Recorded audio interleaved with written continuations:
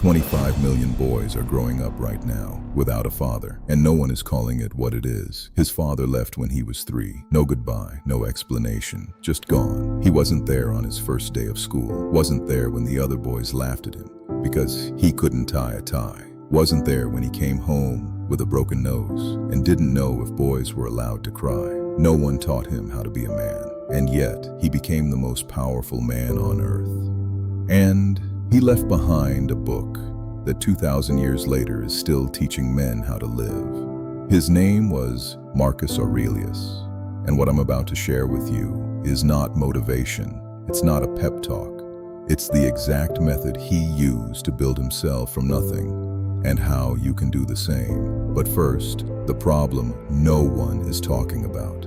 Nearly 1 in 3 children in America is growing up without a father.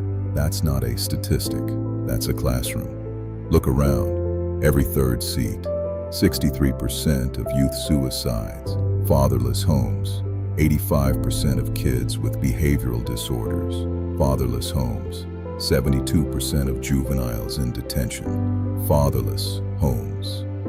And here's the part that should disturb you. These boys grow into men, and those men carry the wound silently. A study released just weeks ago found that 46% of men between 18 and 23 feel like failures, not because they're lazy, not because they don't try, because no one ever stood in front of them and said, "This is who you are, and that's enough." More than 60% of men say they feel like no one genuinely cares whether they're okay. That's not weakness. That's a wound that never got a name. And if no one names it, no one heals it. So let me name it. You're not broken. You're unfathered. And there's a way through. Now here's where it gets interesting. I want you to drop a comment right now. One name. Who was the person who taught you the most about how to be a man? A grandfather, a coach, a stranger who showed up when no one else did. And if nobody comes to mind, write that too, because that answer matters more than you think. And if you're new here, subscribe.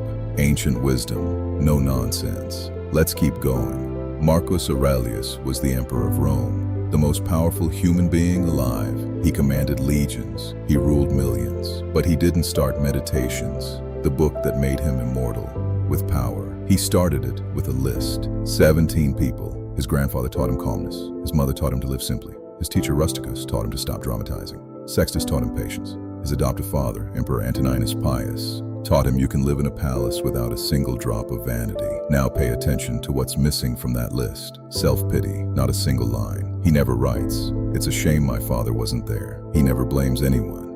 Instead, he writes this. This is the line that changes everything. From the reputation and remembrance of my father, modesty and a manly character. His father died when he was 3. He never knew the man, but he still found a way to learn from him. He didn't wait for what he deserved. He took fragments from 20 imperfect people and built a whole man. That's not philosophy, that's a blueprint. But here's what makes this story even more powerful. Because Marcus had advantages. He had a grandfather, he had wealth, he had opportunity. Epictetus had none of that. He was born a slave around the year 50 in Hierapolis, modern-day Turkey. He didn't even have a real name. Epictetus in Greek means acquired, not a name, a price tag, property. He served in the household of Nero's secretary, and the story goes, his master broke his leg, twisted it until it snapped, and Epictetus, in the middle of being tortured, looked at him and said calmly, "If you keep going, it will break." And when it did, he simply said, "Didn't I tell you? No name, no family, no freedom, no working leg." And this man went on to study philosophy, earn his freedom, build his own school, and become so respected that Emperor Hadrian traveled to hear him speak. A slave taught an emperor how to think.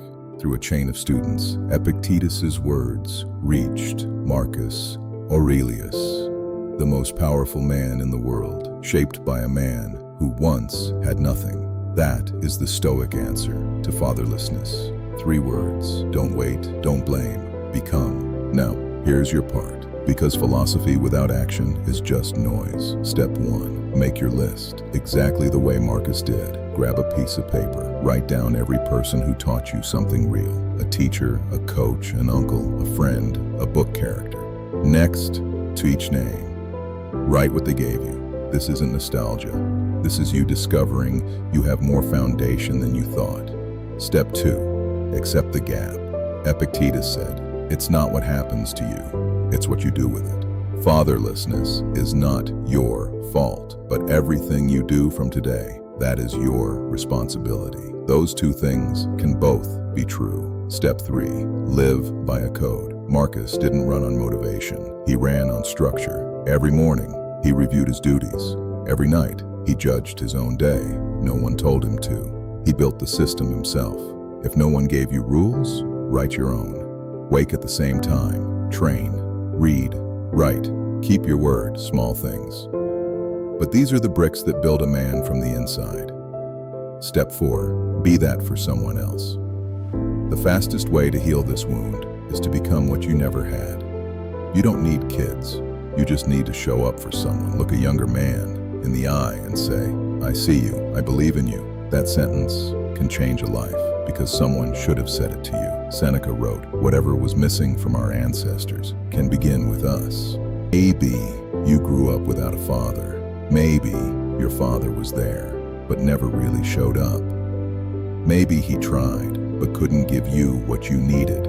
None of that is your fault, but what you do next is your decision. Marcus Aurelius built a whole man from broken pieces. Epictetus built freedom from chains. No one handed them permission. No one drew them a map. They made their own. And now, it's your turn.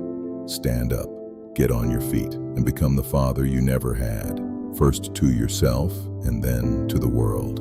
If this video hit different, do me a favor. Send it to one man who needs to hear it today. That might be the thing that changes his week or his life.